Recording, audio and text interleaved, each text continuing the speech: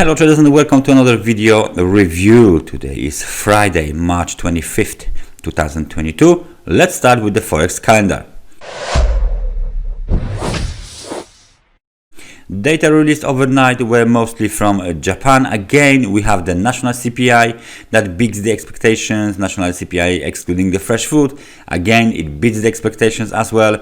And we got the other data, including the corporate service price index. More of them it will be released later. However, all of this are kind of important if anyone is looking for an inflation and inflationary pressure, inflation development, inflationary pressure in the Japan, which can be kind of interesting for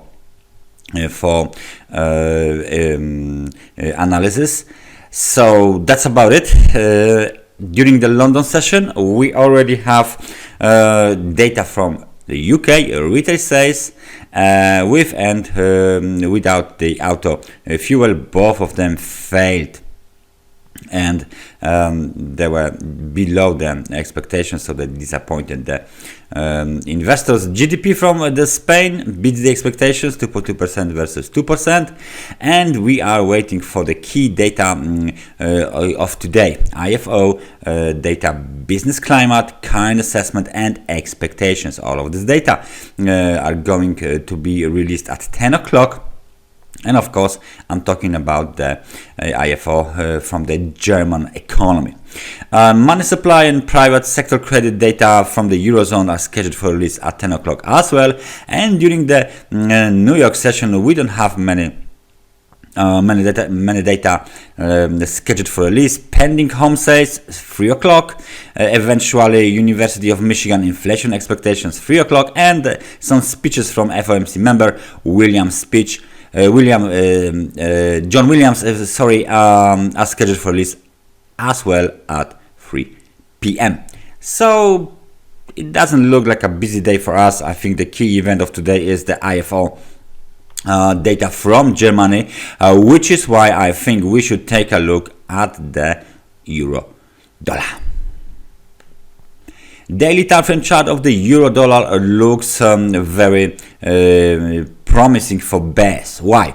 Because the last wave down had been retraced almost in 50%. However, there was a technical resistance at 1.1106, and this technical resistance has capped the eventual rally. Since then, the market, as you can see,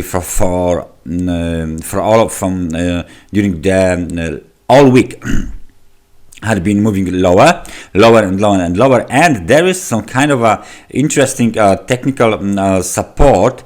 Let me just point it out because it's been tested 3 times already, and I think it might be important. This support is at around the level 1.0961, which is of course the level below 1.1.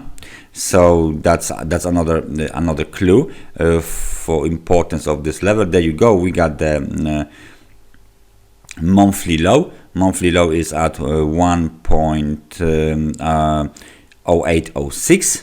So there is roughly around 150 pips to the monthly low. Yep, that's about it. And as you can see, the market is still trading inside of the channel, which means again the bearish pressure is still persistent, and the momentum cannot rally or break above the level of 50, which is the neutral level that separates the negative from the positive momentum zones. So as long as we stay inside this negative zone on the RSI and below 61% of the Fibonacci retracement, 1.1233, and inside of the channel, well, the outlook remains bearish. Sooner or later, the level of 1.0961 will be tested again. Possibly it will be violated, and then of course 150 pips away roughly is the monthly low. Next week is the last week of trading in the month of March. including the first, the Friday is the first day of the month, which means we will have the NFP payrolls. So the volatility on the euro dollar might be very, very high during this data announcement. However, until that day, we should keep an eye on the levels, especially on the level of the support 1.0961, and of course on the technical resistances and Fibonacci retracement. Overall, the euro dollar doesn't do much as yet. What is euro to the Japanese yen doing? Euro to the Japanese yen, of course, broke above all of the Fibonacci retracement. It's not that important to keep them here on this chart anymore. So what do we have? We have the low of the month at 124.37, breakout above all of these zones here, breakout above the swing high at 1.3313, new local high at 134.70. As you can see, this high is even higher than the high from the 2021, and this is massive V-shape reversal pattern. So it looks like the world is buying the Japanese yen, selling anything else basically. Let's take a look. Where's the next target? Okay, we got some data here, and it looks like the next target is 137.55, around roughly 350 pips away, and this high is a brief high from 2018. So very, very interesting situation. Of course, all of these red levels right now are the technical support levels, so it looks like this arrow is no longer needed. Very nice sharp channel is seen here, right? And please notice the fact that we just touched the extremely oversold level of 70 points on RSI, which means again we might reverse and pull back towards, for example, 131.88. This is the nice technical support for this price. So please keep an eye on this level here. So all of this level will be technical support. Market is under total control of bulls, buying euro, selling the Japanese yen here. So what is going on gold market? The gold market is bouncing after the correction towards 61% of the Fibonacci retracement had been completed. We got the first wave of the bounce, then local free wave correction, and now we are getting back to the uptrend.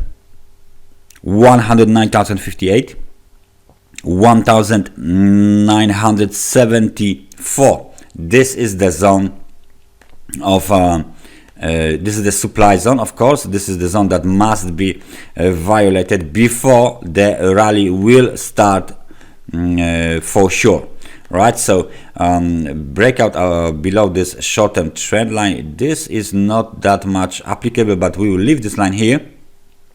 61% Fibonacci retracement is no longer needed. However, we will switch this Fibonacci retracement from down to up levels, okay, and we can see that we just retraced 38%.